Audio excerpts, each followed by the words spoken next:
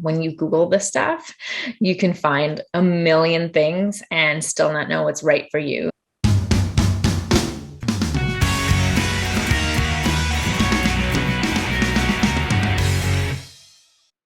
Hey there, I'm Lily, and you're listening to Mindful Admissions, a podcast by Strive to Learn. In this episode of this podcast, Josephine and I sat down to talk about the SAT and the ACT, specifically how and when students should take either one. And actually, I wanted to slip this in here at the beginning before we get into the content of this episode, but the day after we recorded this session, it was announced that the SAT is making some significant changes. Most notably, that the test is going to be in future entirely digital, unique to each student, and significantly shorter. So we weren't aware of these changes when we started discussing the SAT and ACT, and we'll address them in future episodes and blog posts. So for now, just take all of the advice in this episode exactly as it is. It's all still relevant and still true, regardless of the format of the test. Just know that there are some additional changes on top of that we'll get to eventually. All right, I think that's about it. Let's go to Josephine and me.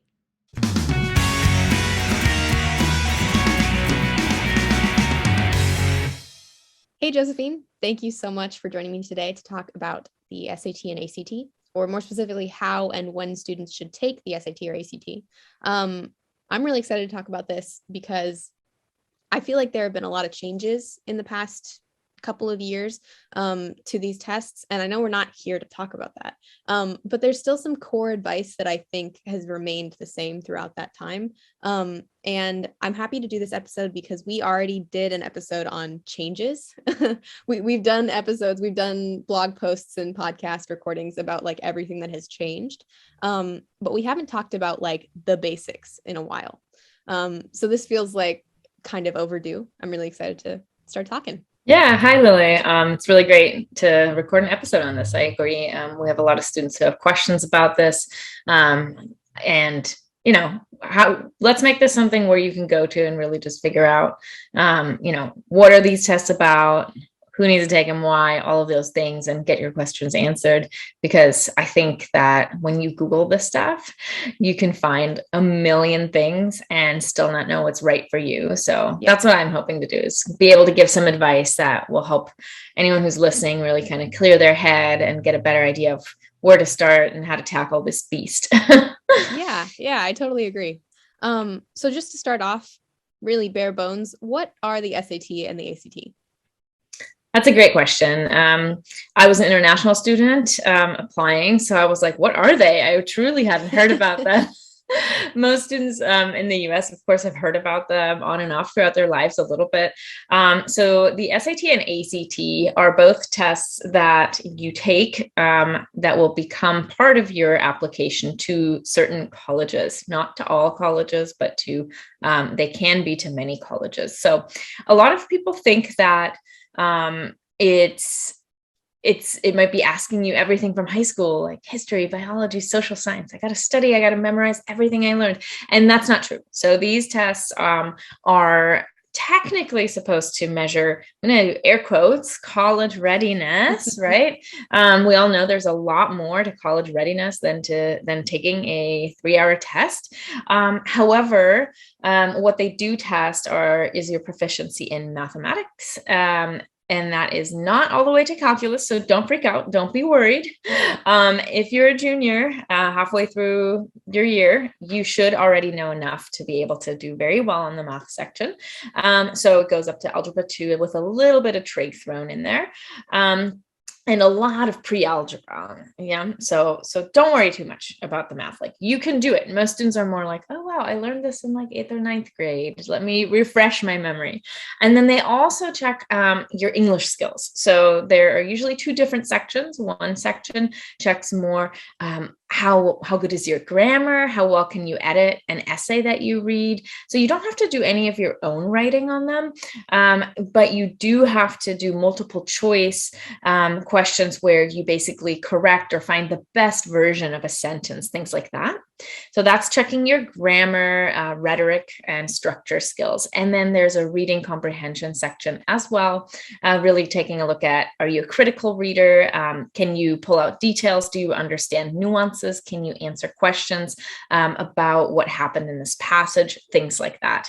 And then the ACT has one more section that the SAT doesn't, which is the science section. Again, you don't have to memorize a bunch of stuff before, don't worry. It's simply asking you to interpret little short passages they give you that often have graphs, charts, or tables, and to read off of there and pull out information and sometimes connect that information to something else that is also in one of the charts.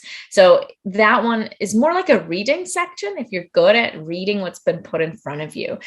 So that can actually make it harder than you think sometimes. If you are really great at science but not so great at reading, then the science section can actually be a little bit of a thing to tackle for you. So it really depends, but those are the sections. And they say college readiness. I would say it does test how well you test. It also tests how much do you prepare for a big test like this. So students who prepare for, several days versus weeks versus months see very different results on these. So preparing for a longer period of time will show in your higher score for most students. And then also, it does test critical thinking. I do believe that. I think that the way it tests critical thinking is not conducive to every student showing their critical thinking prowess. But for the students who have learned to do that in math or reading and writing, they are able to show that on the test. That was a very long-winded answer, but these tests are, they're 3 hours. And do you have to take both? No, it's either the SAT or the ACT. So everything I just said just kind of is about what is on these tests, but don't forget, you don't have to take both. You get to choose the one that you hate less, that maybe you have a higher starting score on, and then you study for that one, you take that one. So don't worry, even though we keep saying SAT and ACT in this podcast episode, you don't have to take both. You'll just choose the one that suits you better. So how can students go through that process of deciding? How do you recommend they really put themselves through the experience of taking one or the other in order to feel like, okay, I choose the ACT? So I bet half of the listeners right now are already like neck deep in a Google search about how do I choose the SAT or ACT. Maybe you're already filling out one of those quick, 2-minute quizzes that's going to tell you which test is the one for you. I'm going to tell you to stop right there. It's not going to work. It's not going to tell you the right test for you. There's just no quick way of figuring out which test is the right test for you, except to take them. So don't take a real one because it costs money. It's going to cost you half a Saturday and all that. You have to go somewhere. Don't take a real one to get your baseline score. Instead, grab a free practice test from the World Wide Web, download it, take it, grade it yourself, and then take a look at some comparison charts to see which one you do better at. When you take that test, make sure to take it in a quiet setting, uninterrupted. Only do, 1 or 2 little breaks and only during in between sections. You want to get as close to real test day as possible. So I recommend taking it on a Saturday at 8 a.m. I know half of you are like turning off the podcast right now, deleting this episode from your phone. But it really, really is the best way to gauge where you're at. And to see. So don't take them back to back either, because you will most definitely do worse on the second one. Don't take one after school and the other one on like a Sunday where, you were lounging around all day. Make sure you time yourself, all those things. And if you don't know where to find tests, just go on our website too. And, we'll link this below in the podcast episode as well, on where you can go to just get a free diagnostic test. So we have them either proctored so that, you have someone else keeping the time for you. We do them on Zoom. So you just sit in your room with your computer on and someone proctors you. So that's a really great way to go. If you're like, I just want to sit down and take this thing, I don't want to worry about timing myself or anything like that. Or you can just download and self-time. And then you send us the bubble sheet to info@strivetololearn.com. So, even if you just have a bubble sheet laying around right now and know which test it was, just email it on over, and we'll actually send you a full on score report that is much more in depth than just the one the College Board or the ACT organization would give you. And it really shows you what specific math you need to work on. Is it triangles, or is it solving systems of equations, or is it linear equations? Like, what is it that you need to work on specifically? So I just want to put that out there, because that's a free service that we offer to anyone. And I want to make sure people know that. It is the best way to get your baseline score, and then comparing them with a concordance table. So let's make sure we link all of that below. Yeah. So that's what I would do. Awesome. Yeah, I highly recommend doing a proctored diagnostic test. That really helped me at the beginning when I was figuring out which test I wanted to take. And I remember being struck by the significant difference in my math score from the SAT to the ACT. I think no calculator math on the SAT was what killed me at the beginning. But yeah, it's baseline is the best word for it, because it really is. It's where you start. And it's an indication of which path will help you become better. So yeah, I wound up choosing the ACT, but different for everybody. And some people, they get exactly the same score on both, right? And they're like, well, this isn't helpful. So for that, I always say, which one do you feel like you can really improve more on? And which one do you really hate less? So before you look at your score, I want you to write down, like make a little table, SAT, ACT, or maybe even right after you take the practice test. Let's say you take the SAT, like tomorrow. Then right after you take it, write down what you liked, what you hated, what felt good, what did not feel good. Yeah. Maybe you were pressed for time, maybe you weren't, right? Maybe you felt really good about the math, but you hated the writing and language section. So jot those things down, and do the same thing if, a week later, you take your baseline ACT at home, and write down how you felt right after. And look at those comments and see, just based on those, which one do you like more or hate less? And then you take a look at what your real scores are. Because if they're very close, you should go with your gut. You should go with the one that really felt better, where you felt like you have more room for improvement, because motivation is a big factor in this. And if you really hated the test, and you scored about equally, or maybe you even scored slightly better on one, but it's the one you hated more, maybe the other one's still the right one to go with, right?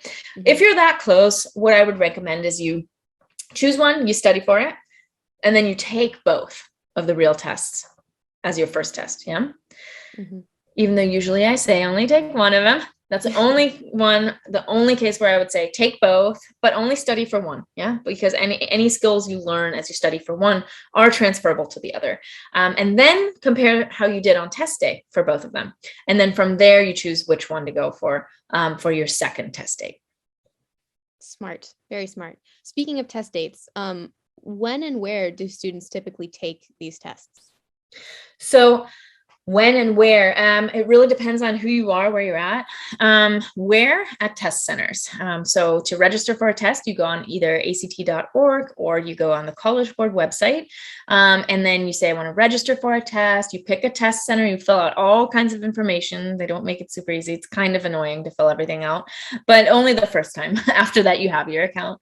And then you pay, your, I think it's around $80 at this point. It might be a little more, a little less. You can also have, extra services like score reports with them or not. So you pay whatever you need to pay for your registration fee. And then it'll tell you to choose a test location. And so you try to choose something that's familiar to you. So that's where you take the test. So oftentimes it's at schools. When you take the test, first of all, I recommend taking the test more than once, the real test. So I said, don't take a real one for your baseline, right? So definitely don't do that. It's just not really worth the money, I think. It's better to first study. Also, because some schools want to see all of your scores. So they request that you send all your scores. So you don't really want to just take one cold and blind. and then get a really low score just because maybe there was something you were unaware of or something like that, right? And it's really not representative of you. So definitely make sure before your first one, you at least familiarize yourself in some way. But oftentimes you see on the SAT, like about a 50, I think on average about a 50 point increase just from one test day to the next, even with no studying in between, simply because you suddenly have it's more familiarity, more comfort with the situation. You've been there before, you've had to concentrate that long before. It's no longer brand new. You might get a reading passage that's just happens to be about something you're passionate about, versus last time your reading passages, you just could have thrown them all down the drain. So things like that, right? They can really, really change how you do on a test. And it's not that you're suddenly a better reader, but it's just that you maybe had some prior knowledge that made it easier to grasp everything on the first read through versus it being completely foreign to you. So I do recommend taking it at least twice. And when to take it. Should I go into kind of the couple different timelines, or is that too much I'm curious. information? And if you don't mind, I mean, including prep, like when you think prep should begin would be great as well. Okay, I'll start with the ideal timeline, but I don't want anyone to freak out. I mean, I know that it's everyone who's listening is probably, beginning in the first half of the second semester, right? As a junior. So the timeline I'm going to tell you right now is not for you. It's more for the sophomores who are listening, or anyone who's listening after this episode gets released.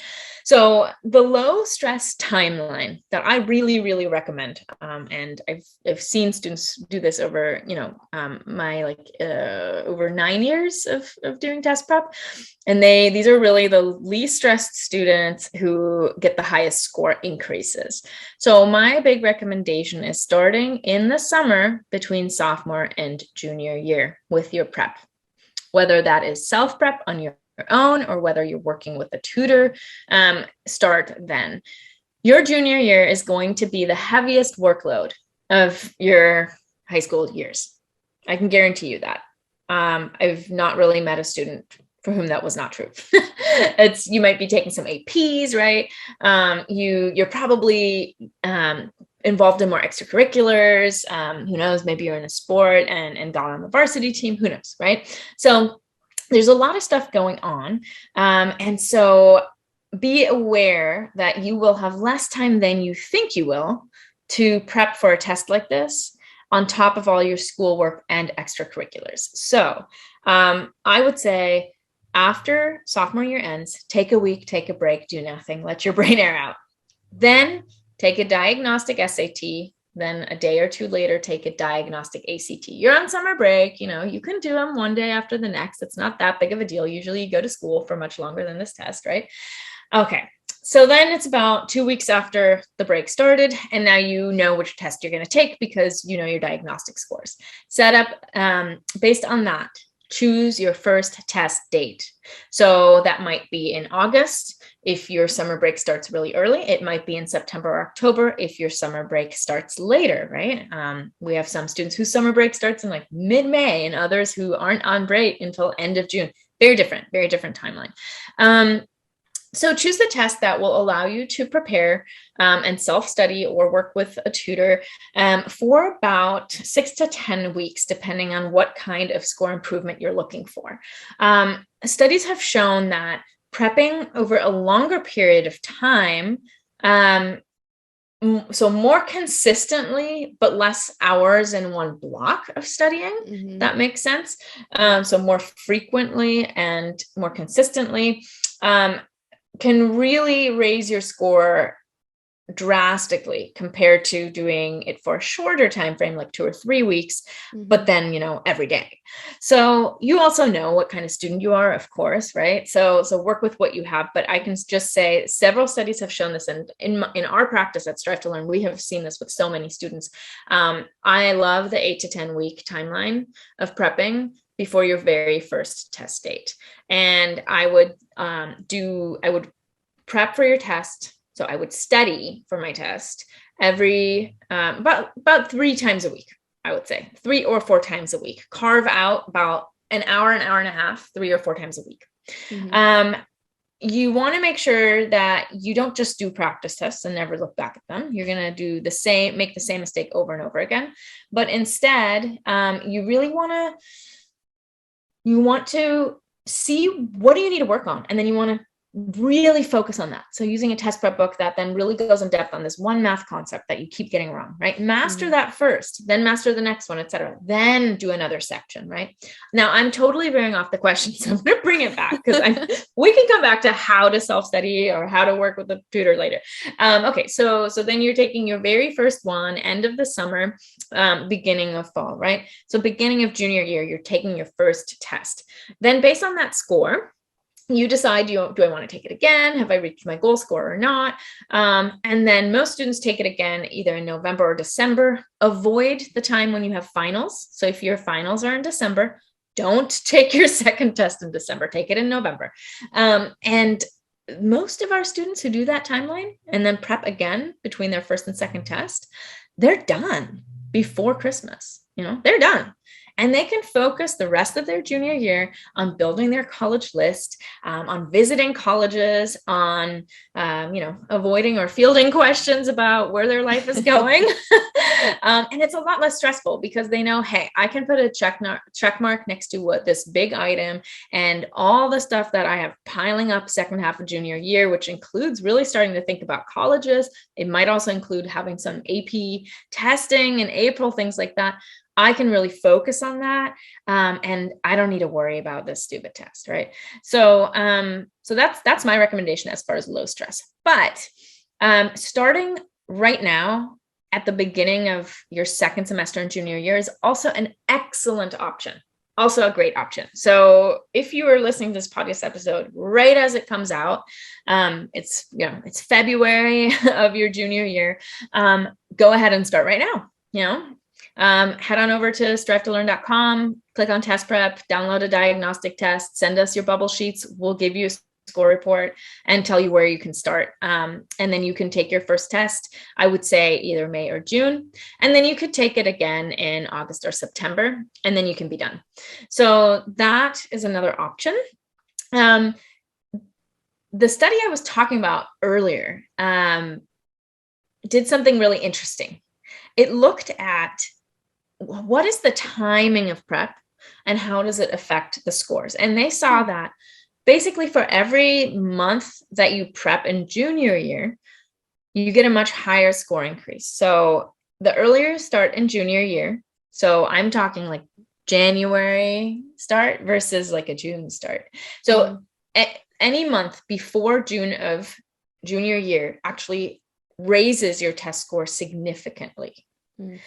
So if you're kind of scared about it, but you're also scared about your APs, don't just wait till you have your APs and then start. Prep concurrently. Yeah. Just start getting into it. Even if it's just an hour per week, just get started. Yeah. Block that time out.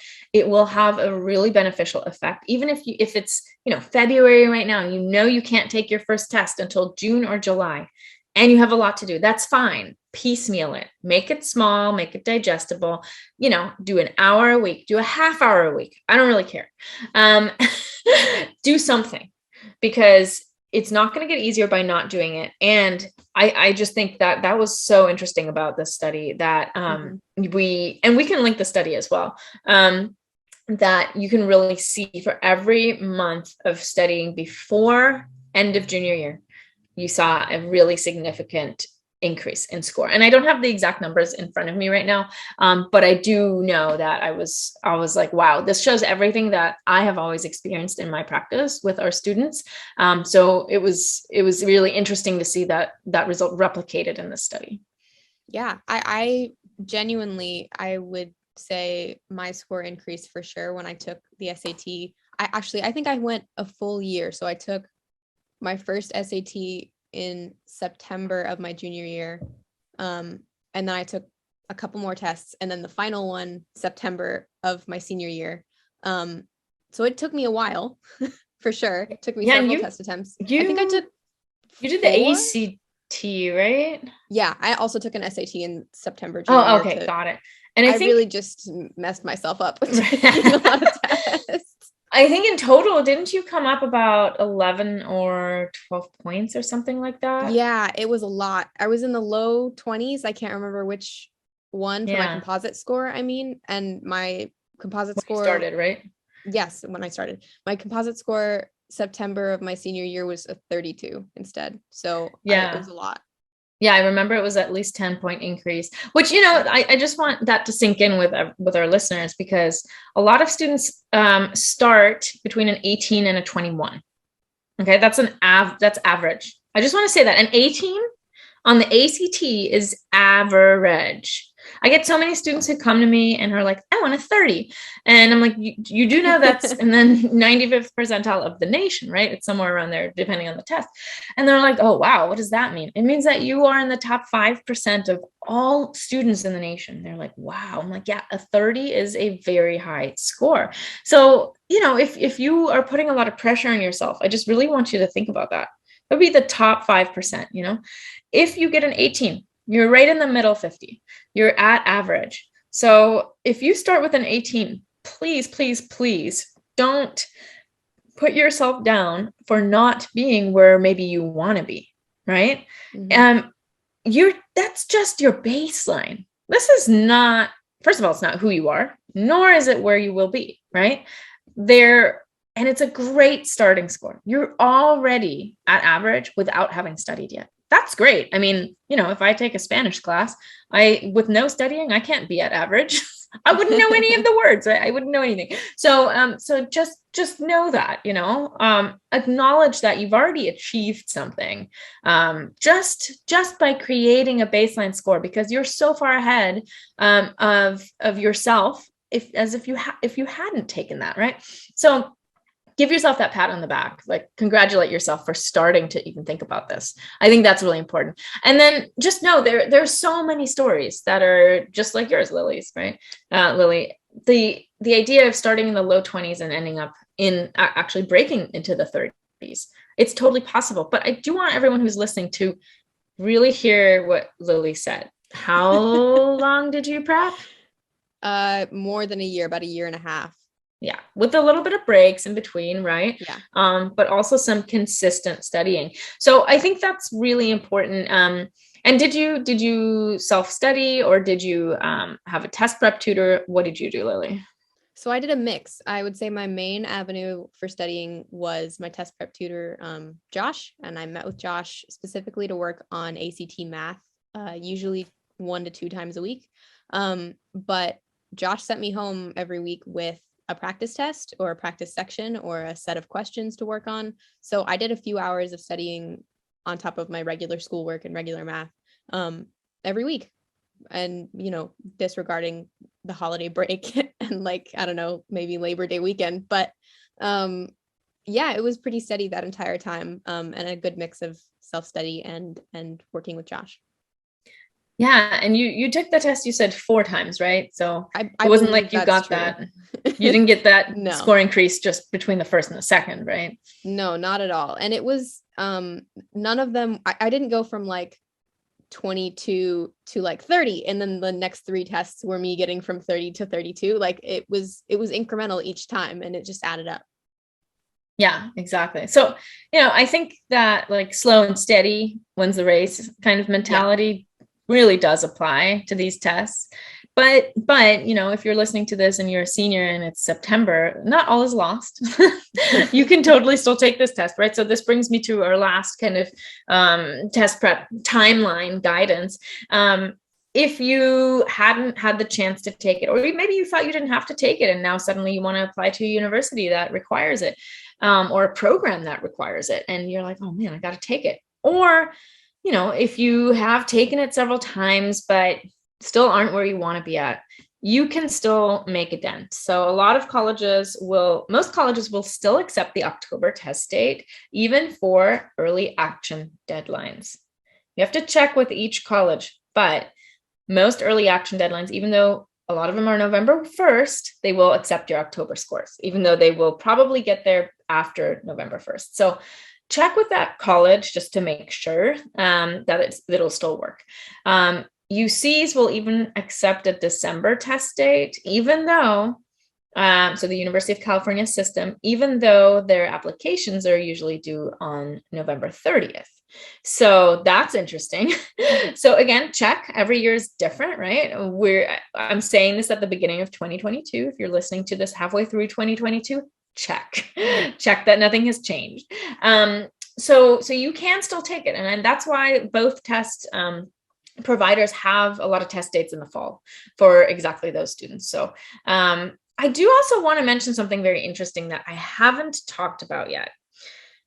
This is something that actually oftentimes makes the very first test dates of the second semester junior year really enticing. So in the fall, if you test in fall, you still have seniors taking that test, right? October, November, December. And the percentile and the way the scores are created, it is curved in a sense. So it does depend on how well everyone else does on the test. So curved is actually not the right word, but let's just say 80% of students got this question that was ranked easy wrong. Then there's something wrong with the test, right? If it was ranked easy, then 80% should have gotten it correct, not incorrect, right?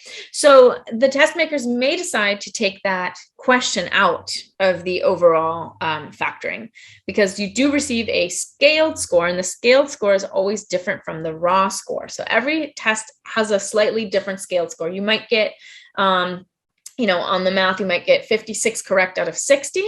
And the next time you get 58 correct out of 60, but both are the same score. Both are, let's say, a 33, right, on the ACT. And you're like, why? I got 2 more right. Why is my score not higher? It means that the math section apparently was deemed to be a little easier than the last one. And that's actually a good thing for you, because if you get suddenly hit with a math section that has a couple questions on there that are harder than usual, then the scaled score will reflect that. You can still get a really high, close to perfect score, even if you missed a question or two, if everyone else also missed those questions. So it does, adapt to the people who are taking the test. So that's a really, really good thing. So if you're a junior taking the test with all the seniors, then that might bring your score compared to theirs, it might change it a little bit. Versus if you're a junior and you take it while everyone else who's also a junior is taking it for the first time, your score might pop up a little bit. Now, I have not done an empirical study on this, okay? And this is just me hypothesizing. It has been true for a lot of my students. So it's always a good idea to take, a test if you aren't happy yet after taking a test in the first half of junior year. Just go and throw yourself out there one more time and take it again. And, the first one you can take in February or March of your junior year, and see if something changes. Obviously, please brush up, do another practice test or so in between. It can have a really positive effect. So that's another reason why, it's really great actually to start in the summer before junior year, because then you really have a good sense for that test. You already have some test scores you like, and then you take it one last time way before any AP tests are due in February or March.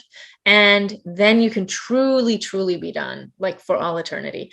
Because when I say that, some people are like, oh, wait, should I wait then? I'm like, no, it shouldn't make a huge difference. It might make like a 1-point difference on a certain section.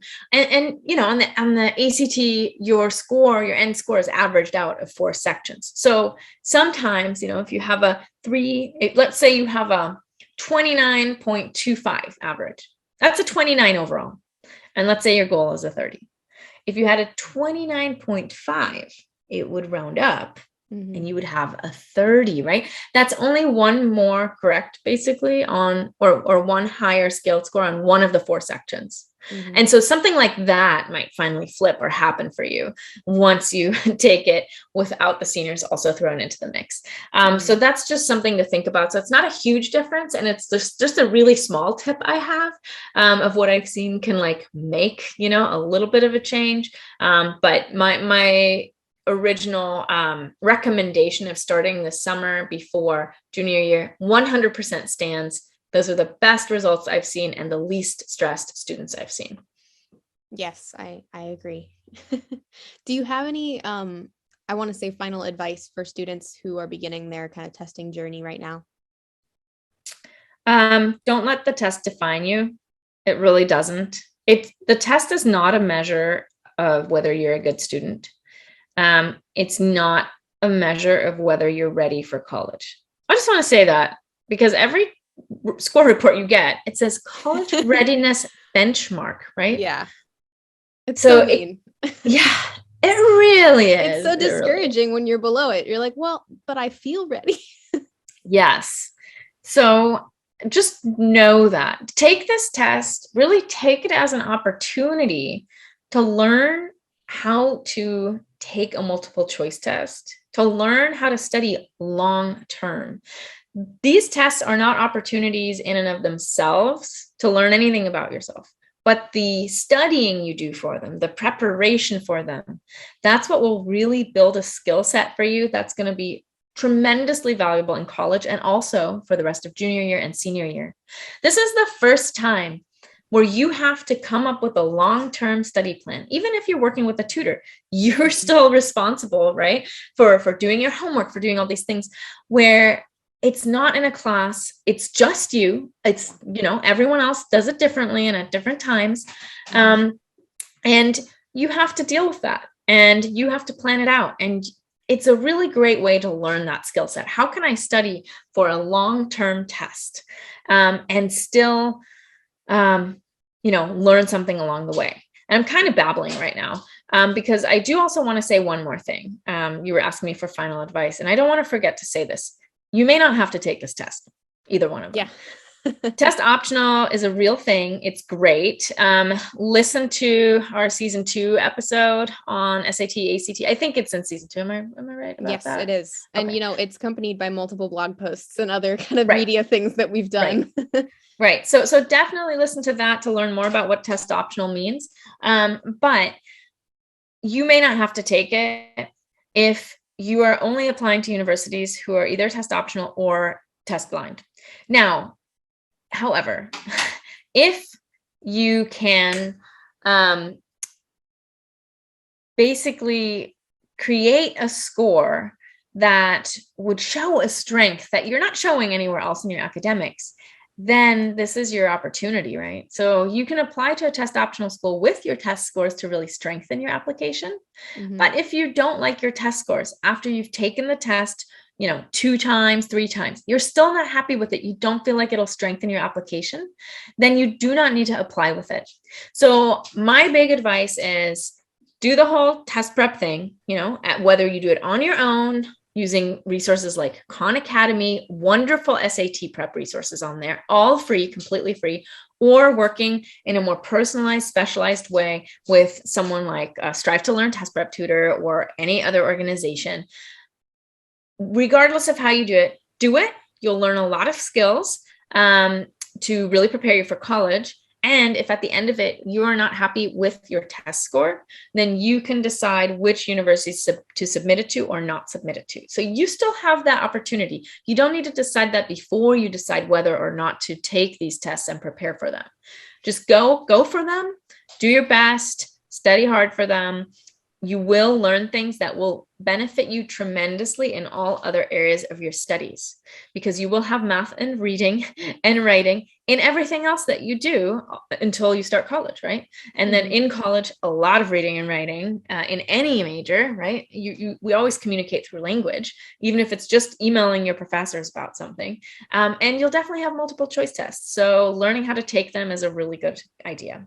So that was a lot of final advice, but you know me, Lily, I cannot just say one thing. So I'm going to try and cut myself off here now.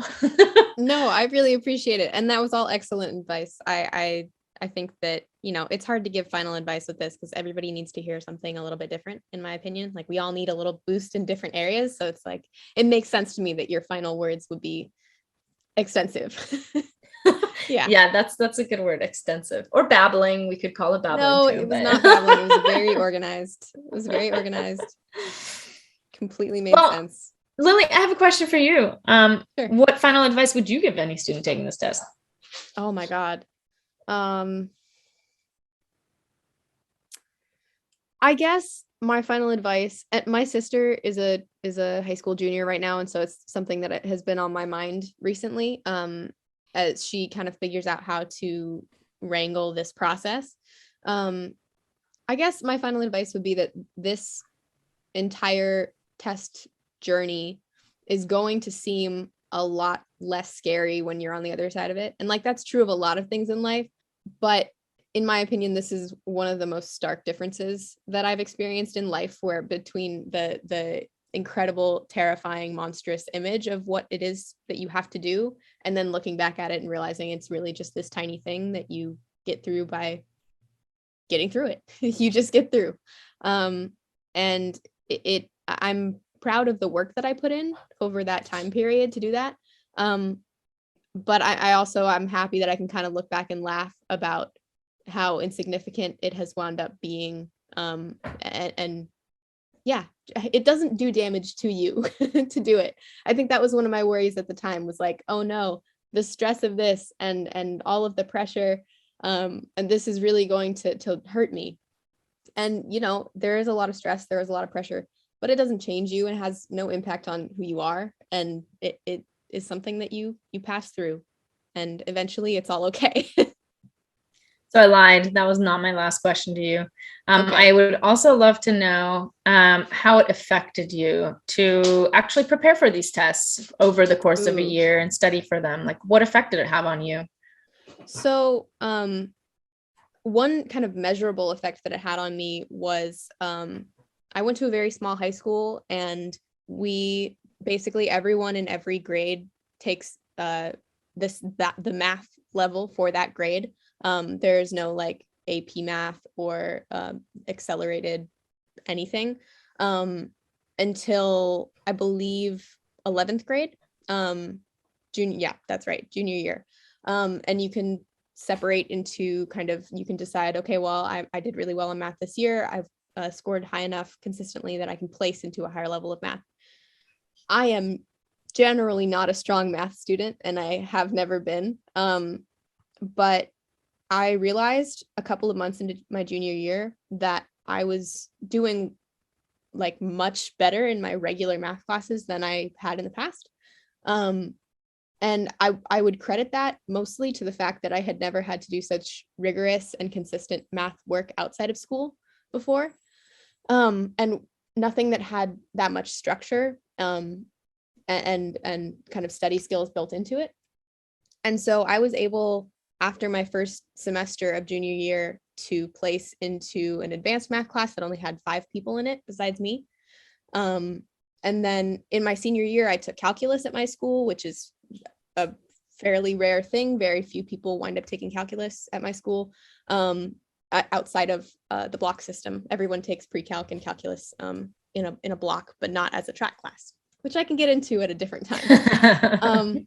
But essentially, I wound up taking the highest level math class available at my high school. And I would say that's probably directly because I had to do math for a year and a half that I would not have done otherwise, and to build my study skills and my ability to actually critically think about math.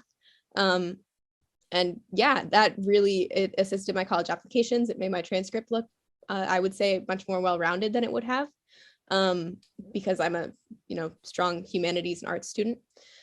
And yeah, I definitely think it had a great impact on my regular academics outside of test prep. And you actually just made me think of something that I also really want to make sure our listeners know.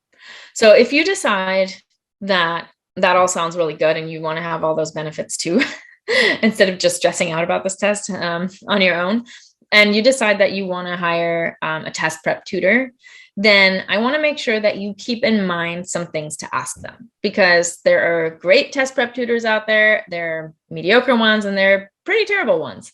And they all have different price tags, and some of them have horrendous price tags where it's like, okay, like what are you really doing in that hour with me? So I think that it's really important to ask any test prep tutor or test prep tutoring company that you're thinking about working with, how does the tutor or how do your test prep tutors gauge the learning style of the student, and how do they mold the standardized test experience to that student and that student's strengths and motivations. That's a really important one, because you'll figure out, or do they make it personal? Because it is not one size fits all, these tests, right? That's why they're hard, because they are the same. And that's why everyone does differently on them, because everyone has their own demons to face in this process. So also really asking them, what do you do to help build the student's confidence? How do you teach? Like, what are the aspects that you kind of focus on teaching? And hopefully active reading is one of the things that they will tell you. And I really recommend that you hire someone who also really focuses on study skills and on teaching you how to become independent in your studying. So ask them that. How are you going to make me an independent, like well, or able to study well student? Ask them that, because tutors who create dependency, that is not going to serve you well. You really want someone to work with you who will teach you how you can learn how to help yourself, right? And that's the way that you can gain these skills that Lily was talking about. That's the way that you can gain a skill set that will really move you forward and that will carry you far beyond these tests. Because like our goal at Strive to Learn, for example, is that getting a really good test score is kind of like a byproduct of doing test prep. Like the goal of test prep is to really foster confidence, to foster study skills, to help you learn how you learn. You specifically, not other people. Like, what does your brain do and what helps your brain, and how to think critically. And I'm just going to say it again, confidence, how to be confident in yourself as a student. These tests can tear you down, but they don't have to. They can really build you up. So work with someone who knows that and who can give you some good answers to the questions that I just told you about, because then the SAT and the ACT can actually be a huge opportunity for you as a student instead of a huge hurdle. Thank you so much. I really appreciate you spending your time with me and giving me all this awesome wisdom. I think it's gonna be really helpful for people out there who are just starting this process, and for people who are kind of reflecting on it. It's still an interesting listen too. I know it would be for me if I weren't here talking about it. So yeah, thank you very much for your time. I appreciate it. Yeah, thank you for sharing, Lily. It's always really great to hear it from someone who's gone through it not too long ago. And yeah, I really appreciate your openness and honesty, and I always appreciate your questions to get me thinking. So I hope that, everyone who listened has a better idea now of what is up with these tests and what's the right course of action for them. So thank you all for listening.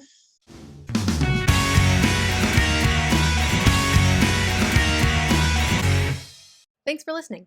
As we continue to produce episodes of this podcast, you can follow along on our website, www.strivetololearn.com, or wherever you get your podcasts. Stay tuned for future episodes, and don't forget to subscribe.